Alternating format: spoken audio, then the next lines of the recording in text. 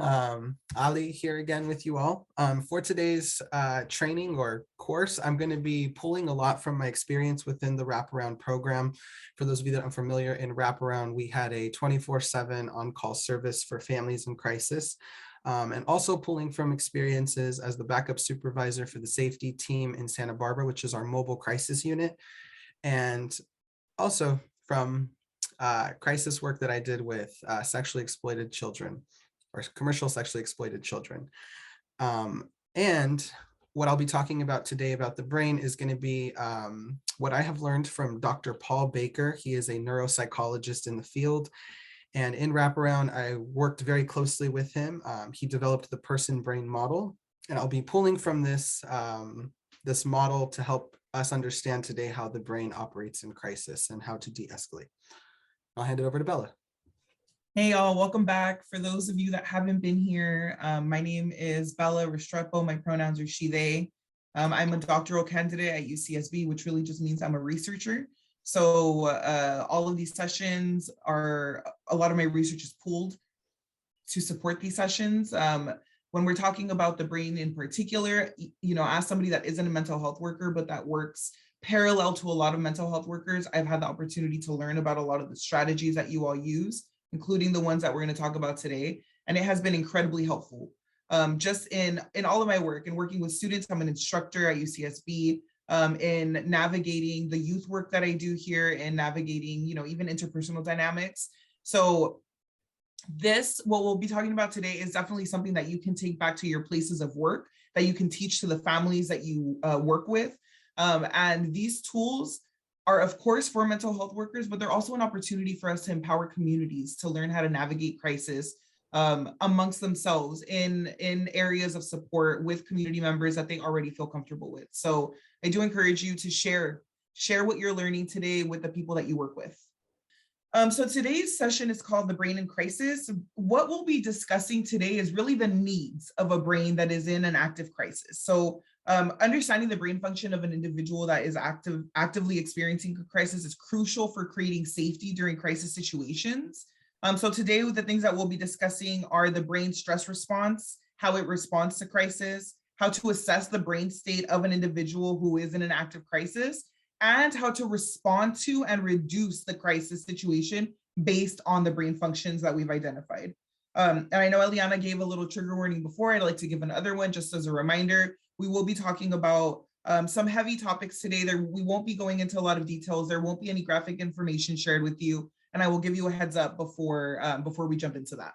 All righty, everyone. Welcome back. Thank you for, engaging in that activity and sharing the knowledge. So we'll take a few moments right now to just kind of debrief what came up, what was talked about in your all's group. Anyone brave enough to share, willing to share, let us know what strategies, approaches, what is crisis looking like? And I'll leave it open to anyone that wants to speak. I will warm us up because I think that my group had me thinking about something important, which is that I think that when we think about crisis, we have specific ideas of what crisis looks like, you know, these explosive moments, these really big moments of maybe violence or of self-harm. But for a lot of folks that were in our room, crisis looks very different, right? We had somebody that works in public health. And so thinking about the crisis that they're experiencing, they're based in things like basic needs. I really appreciated that perspective shift. What about other folks?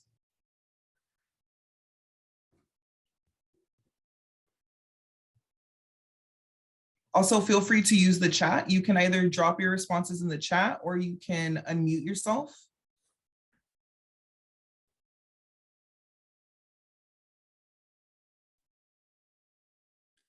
I can go while people it looks like are typing into the chat. One of our group members had to step away to work with a client, but what she shared was that they do means restriction in the setting. So they'll survey an environment to see if there are any tools or other things that people could use for self-harming behaviors and remove those so that the environment is as safe as possible if somebody gets to a moment of crisis. She also said really interesting that they use Dia de los Muertos altars. as a Ooh. point to process grief and loss from people who have passed away from whatever reason, but that's an important part of their trauma-informed and culturally specific way of dealing with crisis afterwards, postvention, essentially. I love that, right? Thinking about the ways that different communities have relationships to different cultures that we need to be tapping into in order to be able to create healthy circumstances for the communities in general. And then Ayana, I want to read what you said, but you said that Regina emphasized the importance of agencies being friendly and safe so that LGBTQ plus clients want to engage, which is, I think, one of the things that we often miss when we're thinking about crisis response is that for many marginalized communities, systems that are based in mental health have been incredibly traumatizing. And so there's often a barrier to even accessing crisis support because they are distrustful of these systems with very, very good reason, right? So part of our work has to be figuring out how we repair the damage that has been done by historical inequities, by historical discrimination. Yes. And sorry, I was just going to say, the group that I was in, I had the lovely privilege of speaking to Rosa Diaz, who works in an LGBT research center, I believe. And one of the things she shared is when, crisis also not just looking like, homicidal or suicidal or self-harm, but also runaway behavior. Right. So she's seeing folks come in who have run away. And one thing she talked about is creating a safe space right off the bat. She tries to create a space that feels safe, welcoming. She invites them in for a conversation, overall hearing what they have to say. So creating moments of connection. They also bring in peer support. So if there's a trans individual, they'll bring in someone who's trans that can relate. So again, kind of making that connection stronger. And then utilizing her privilege as the worker to educate families on things trans folks or LGBT youth may be navigating. So, and then at the end, right, providing linkage with I'm hearing across the board. So before I kind of summarize this, anyone else want to add something? Will had his hand up. Well, let's hear from you. Oh, me? Yeah, go ahead. Okay, I wasn't sure you saw that. Yeah, I work in more of a direct peer-to-peer space.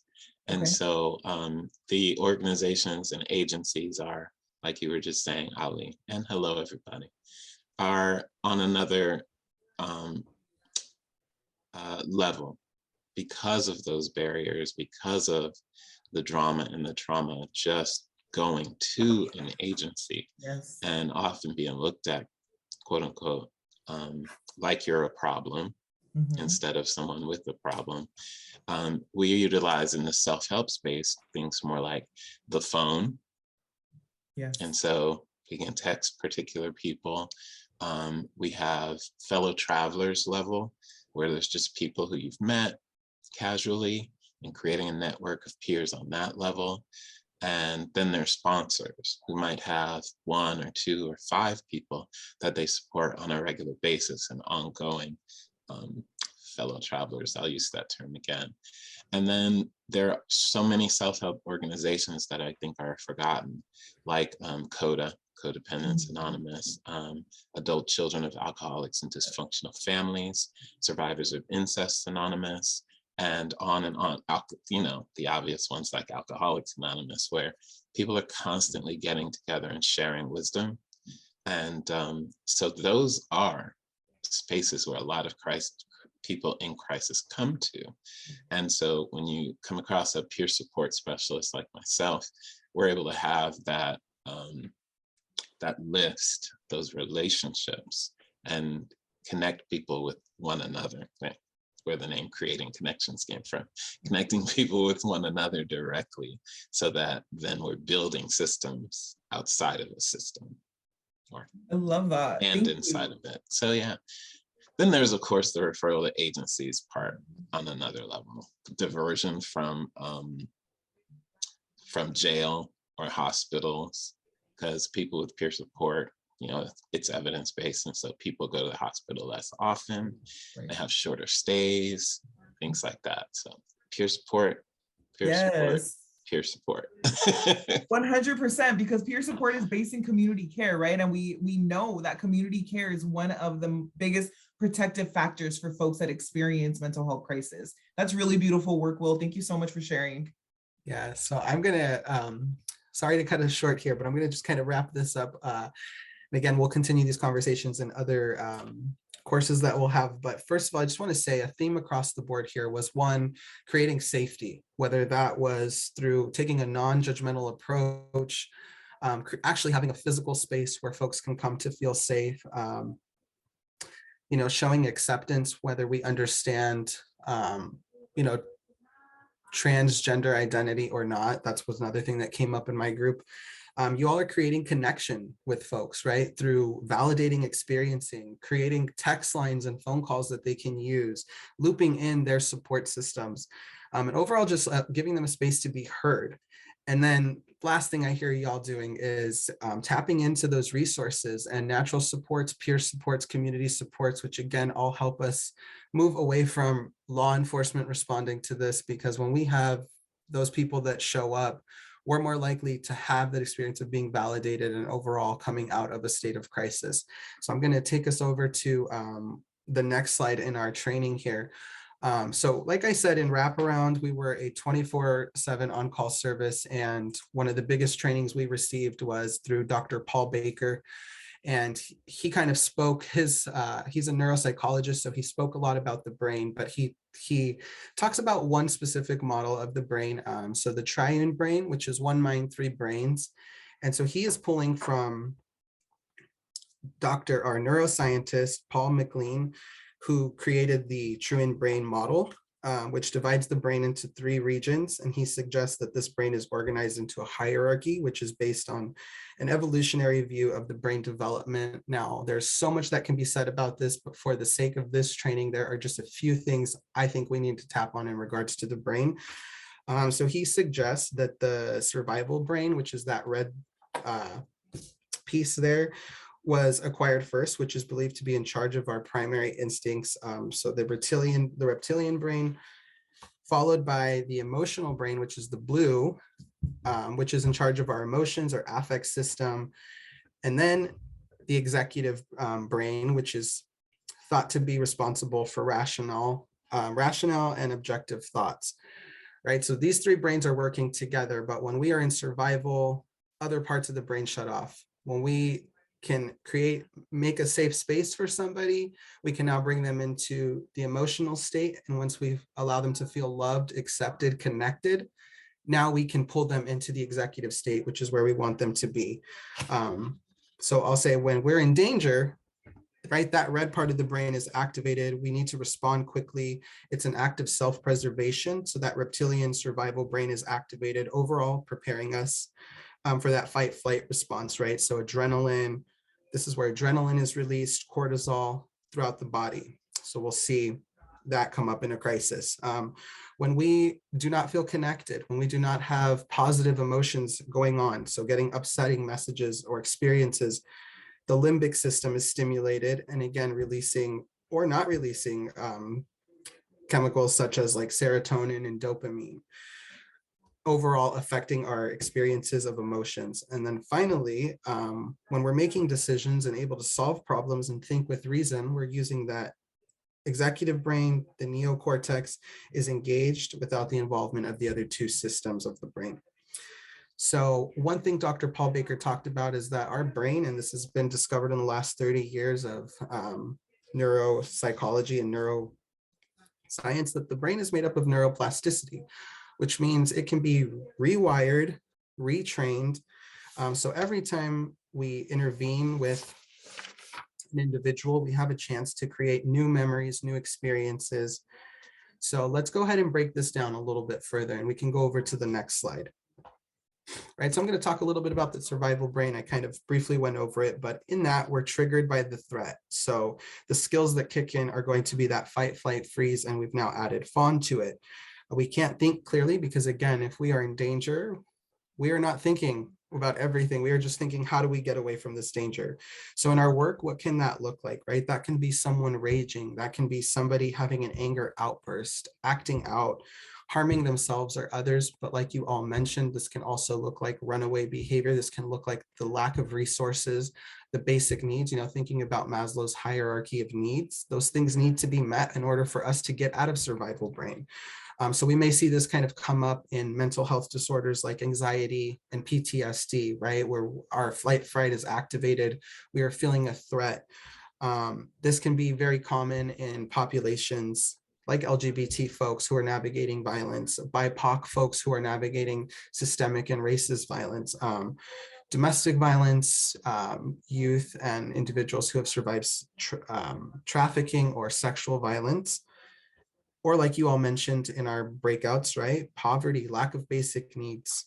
So in order to soothe this part of the brain, the message we need to convey is safety, which is something you all shared you were doing, which is probably why in the needs assessment, most of you said you felt very confident responding to crisis without involving law enforcement, because it sounds like you all are doing this work already.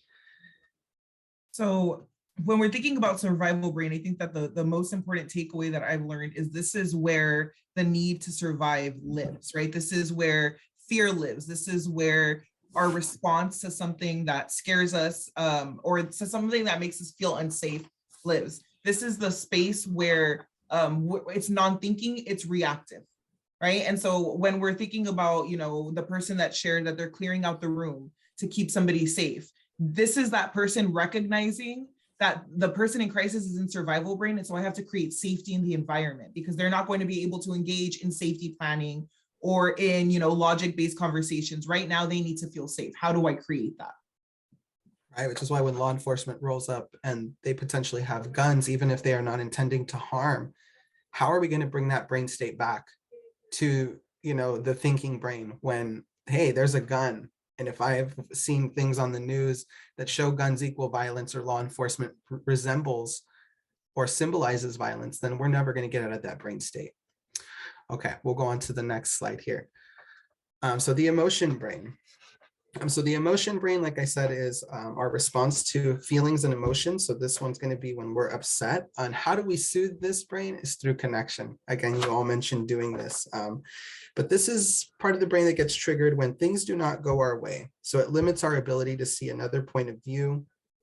The emotion brain can have outward behavior, like someone becoming verbally and physically aggressive, or it can have the inward behavior, which we often see with depression, right? Where there's that self-harm, isolating, withdrawal. And I think in a time of COVID, when we were all told, we're going to die, we don't know what to expect, food is, scarce, then we were all in anxiety brain. We were all in survival brain.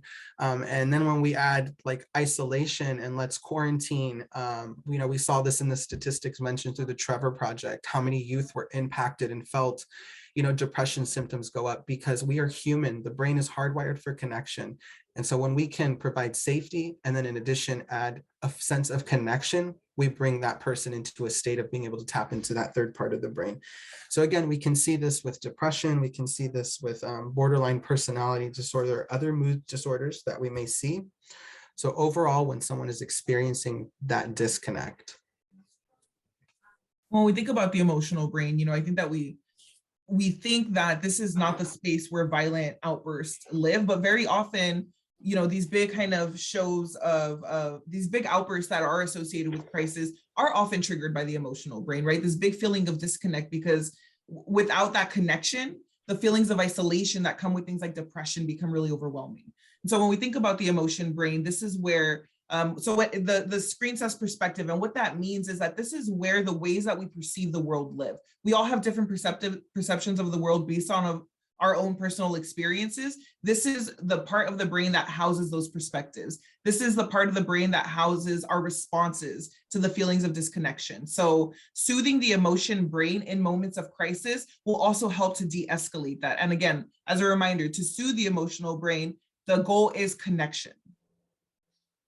Yes, and that can be connection, again, peer supports, that can be connection of validating an emotion. And so we'll go to the next slide there. And again, I think this is before, yeah. In that emotion brain, I think that's where intersectionality comes into play big time, right? When we can validate on all levels, then we're more effective at bringing someone down to a crisis and allowing them to feel connected and safe.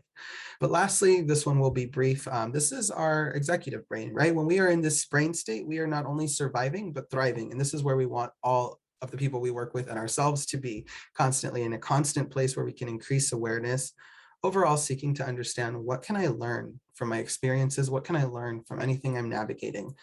So in this brain state, we don't usually roll up to a crisis situation and someone is in this state of brain, right? We want to get them there. And then that's when we're able to implement the safety planning. And then when we have meetings afterwards or beforehand, or, we're proactively developing the safety plan so that when the crisis hits, we know what to do. And then afterwards, we can go and have a conversation and add to that safety plan. So that is what we'll say here on the executive brain. And again, just kind of reading through some of those things, these PowerPoints will be sent to you, but for the sake of time, I'm going to go to the next slide. Real quick, sorry, before you go on to the next slide, I'm dropping in the chat a link to a little worksheet or a handout that has all of this information for you in a more accessible, quick, easy way to access. So that the link that I just shared has the brain state information on it for ease of access. And I can tell you, using this with families and folks who are in crisis, providing this little handout to them and helping explain, it's not you, your brain is you're working actively against your brain here. And so I have found that tool to be extremely helpful. I keep it on my desk, I keep it on my wall, I keep it in my pocket when I go down on the floor in a crisis. And it's been really, really effective to just help one understand what's going on with their brain. But before we start this game, right, we wanted to ask you all in a polling question of, do you all feel like, I know this was very brief and very quick, but do you all feel that you can differentiate between survival brain, emotion brain, and executive brain? Yes or no? Yes, 100%. Okay, awesome. Then let's play a little game. Let's have some fun. Hold on, give people a second. Hold on. Okay, got a little excited.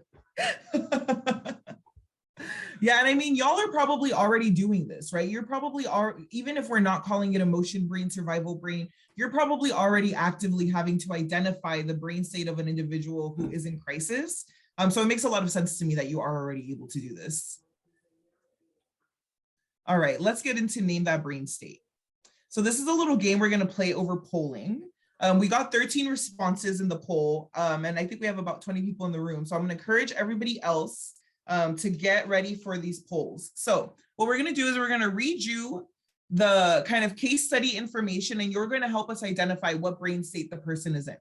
Okay, so the first one is Sam. Sam is a trans man. He's 23. He's Latino. He lives in a semi-rural community, and the triggering event is that he's uncomfortable in his body. He hates seeing himself in the mirror, and he feels alone. His vulnerability is that he has unsupportive and unaccepting family. He navigates gender dysphoria. Specifically for Sam, this looks like wanting revised top surgery and wanting bottom surgery. And he has financial stress. So in addition to having a low-income job, he also owes his parents $10,000 for top surgery. And remember, his family is extremely unsupportive, so they are pushing him for this money. And in the crisis, so the crisis situation is in a therapy session.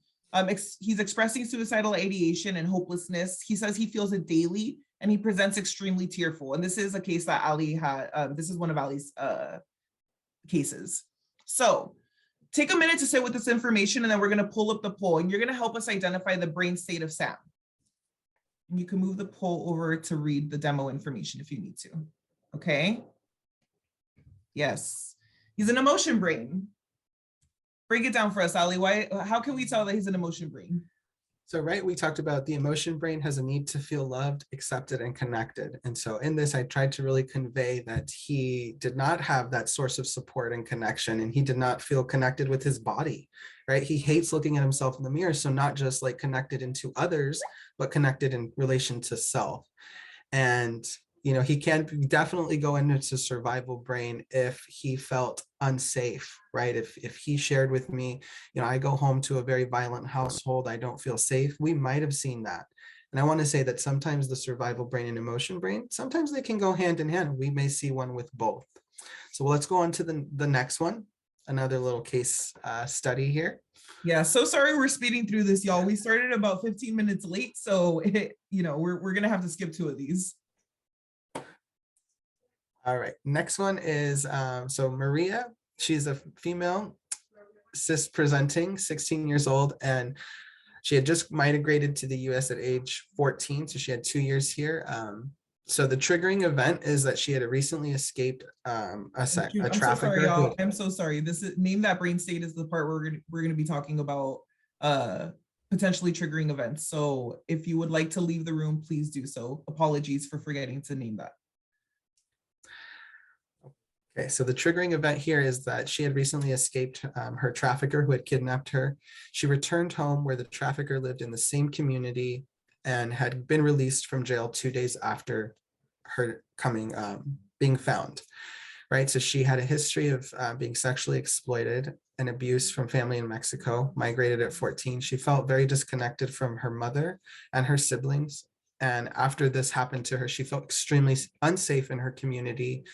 Again, he was released 2 days after, and she was actively going through the legal process. So how did the crisis present to me? I was sitting with her at a child welfare meeting, trying to determine if she would remain on probation or if she would transfer to child welfare. During this moment, she runs out of the room crying, expressing suicidal ideation and pulling her hair out. So pull up the poll and ask you all, what brain state do we think she was in? Okay, survival brain. Ellie, what do we think of that? And that was at 100%. Yes, folks, I want to say 100% survival brain, right? And once I made her feel safe, once we establish, we're gonna keep you safe. Here's what we're gonna do. Here's the game plan. Then I imagine the emotion brain gets activated, right? That feeling disconnected from her own mother, feeling disconnected from her community members because she wasn't going to school. Right. So again, we're going to see both of these, but for sure, walking into this situation, I knew automatically I need to establish safety before I can even validate, before I can even get her to a place of executive brain. So I know, feel free to look over these 2 on your own because we'll send out these slides, the next 2 little vignettes we have, and challenge yourself. See if you can identify the brain state. And again, it may be both, but we just want to kind of go into a situation and know what is the brain state that we're looking at. We're going to have to skip over the next 2 for time purposes. So if we can go to the next slide, please. Perfect. All right, y'all. I love that you all are already thinking about this, right? It's clear that even if we're not talking about it in this language, you're already actively having to identify the space that the people that you're working with are in. And so now that we know, right, and this is something that a skill that will continue to be developed, but once you're able to identify the brain state, you're able to identify the best course of action or the best response in order to de-escalate the situation that you're walking into. So for example, if somebody is in survival brain, like Eliana mentioned earlier, your goal is to manage the environment. You clear the space of weapons that they can be used against other people or against themselves. Clear the space of people. Right? Maybe this means clearing the space of yourself as well, right? You remove yourself from the space.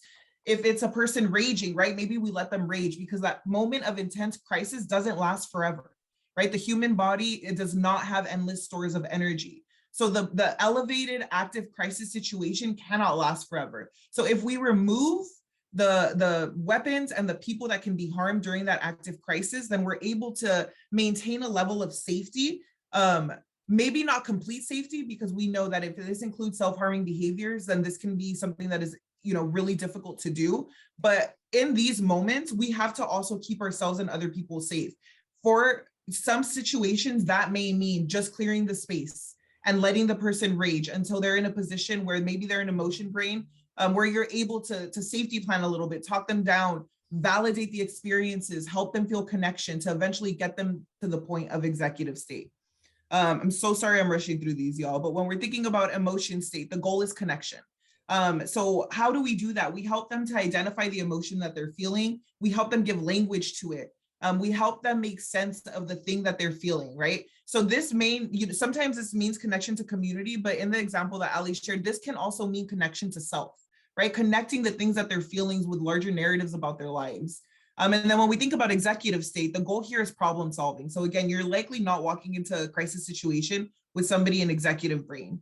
But when they are in executive brain, right, when we're safety planning, when we're doing the assessments, post or pre, the ways that we can do this is to teach methods of self-regulation, to teach impulse control, to teach self-soothing techniques. The goal here is really to give folks the tools that they need so that when crisis comes up, they know how to navigate themselves away from the edge. This is, so anticipatory crisis work happens here. This, again, it will be available for y'all on the PowerPoint, and let's move on to the next slide, please. Right, okay. And I want to say too, we have a handout. That's the handout we made for this specifically, so feel free to access that. But I'm going to show you actually what this could look like in an active crisis situation to a case that I worked on for 8 months. So right here I have a youth named Johnny, right? He's 10 years old, Native American boy with a history of abuse, and he's currently living with his grandparents and his biological sister. When I got the referral, they had showed 171 calls to law enforcement within 1 month due to harming others. He had destroyed property, and verbally and physically, he acted out towards his grandmothers specifically, as well as his sister. So go on to the next slide there. With Paul Baker's training and understanding of the brain, right, he taught us to use this model, this acronym ACT Quick, which is a great way to respond to a crisis. And so how this looked is we were on wraparound. For those of you that aren't familiar, we are meant to keep families in the home. So he was in child welfare, placed with grandmother. He was at risk of going to a higher level of care because of the violence he was inflicting on his sister and his grandmother. So our team gets called one day, and the situation is that Johnny was actively engaging in verbal aggression towards his family members, but he was also inflicting harm. So he had been swinging a crowbar, he was throwing bricks and becoming more and more aggressive. So by the time our team got there, law enforcement was on the scene, but they had taken a step back just because the officer said, he's 10 years old. there's not much I can do. I'll just stay here in case things get worse. So he was kind of in the background. And then we also had the safety team get called out to this case, and grandmother was very, she did not respond well to the crisis team. Again, I think in this case, it was a white worker who pulled up, and grandmother is Native American, and she felt like they were telling her what she should be doing, and she felt very shamed. So right when we pull up to the scene, she's saying, get those people out of here. Like, they don't understand what's going on. And so then as the supervisor, I'm prompting and coaching my staff to pull up. Now, I want to say this case activated our team more than any case I had ever seen in my 5 years of wraparound. It. Team members were burnt out. We were getting calls every single day. We had the facilitator on the team quit. She was like, if this is what working on this team is, I don't want to do it. I have kids, I have a life to live. So as the supervisor with this training, I took on this case. I was like, the most severe case, we'll put the supervisor on it.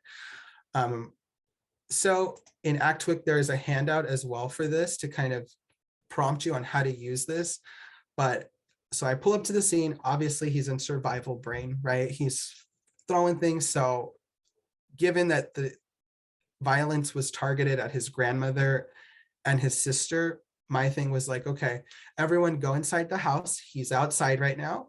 He's swinging a crowbar. Let's keep distance. So the immediate evidence I had of the survival brain state was that, yeah, he's actively engaging in violence right now, and you cannot go near him. So we had to calm the individual and the environment. So maintain safety, emotional state, looking for opportunity to lend power, status, and control. So right here, again, kind of clearing the environment, telling grandma she needed to stay back, because in the past, grandma would try to respond and calm him down. And this is why she was the one getting hit in the moment, and reports had to be made. So once, 15 minutes go by, everyone's kind of just standing back, and he eventually stops, right? He calms down because we bring in someone he can relate to, someone he feels safe with, which was his rehab specialist. So I tell my coworker, now it's time for you to go in. He's a little bit more calm. Let's have you step in while all of us are back here. He stepped in and says, hey, Johnny, let's talk about what's going on. I can tell you're upset, right? So he's immediately trying to make that connection, because again, survival state is now down. because we've made him feel safe. We've taken away the threat, grandma and sister, and we have put someone he can relate to. So now we're working in the emotion brain of connection, right? So that staff goes in, is like, hey, I could tell you're mad, let's talk. So with validation and empathy, he engaged him. Let's go for a walk. Let's go throw the ball. You know, what was going on? So that's kind of how calming the environment looked, and talking with him. Now, the QUI were things that took place in separate sessions, right? So we're going to want to question for the depth and urgency, assess the intensity of the situation, assess what might have been driving the behavior. You know, was this a pattern? Was it conscious, unconscious? And then we investigated the history, right? Why is this happening? What might this pattern be related to? What has happened before? Is this a unique situation? So in the follow-up session, once we calmed the situation, our staff went out and discussed with him, you know, hey, what was going on? And he said, you know, he doesn't feel safe around grandma and his sister. And when he doesn't feel safe, he wants to hit people. So that's where we see the trigger there. So then we unwrap the meeting. Why was this happening? And he says that his grandmother looked just like his mother. She had the same tone. And again, so memory center is being activated, right? And his mom failed to protect him. And he was also struggling with the loss of his mom. So grandma was a direct threat when he became activated. And then his sister, the stepdad who abused him, was his sister's father, and she still had visitation with him. So he would come and pick her up, and little Johnny would have to see his sister go off with this very dangerous man. So now we're seeing why he's activated towards sister too. So then we start investigating a little bit of the history, and grandma begins to share with us in a follow-up session where she's by herself with the parent partner. She begins to share that, Johnny often starts off with he'll have a good day. Then he starts saying he had flashbacks, making verbal statements, kind of being mean to his sister. And then 2 hours later, she said that's when he's swinging the crowbar and we can't stop him. So we created a safety plan, right? And in teaching grandma about the brain state, providing her these handouts and teaching her about the Act Quick model, we now got less calls because grandma was now able to manage the situation by recognizing she was the trigger. So we created in the safety planning interventions that would strengthen the connection between him and grandma to where he felt safe. We helped him understand why grandma was a threat. And I know I'm coming up on time here, Liana. So the last piece quickly will be part of that safety planning, which we're going to talk about in session 7 and go further into detail on, was keeping in touch, right? So right when we calmed that situation, we told him, we're going to give you a call tomorrow. Your specialist is going to see you. Grandma will come out tomorrow for our session. So I know this was all very rushed, but this is just an example of how responding to a brain in crisis can look through using the Act Quick model, as well as taking into account our understanding of the brain in crisis. Thank you again, Ali and Bella. That was truly exceptional.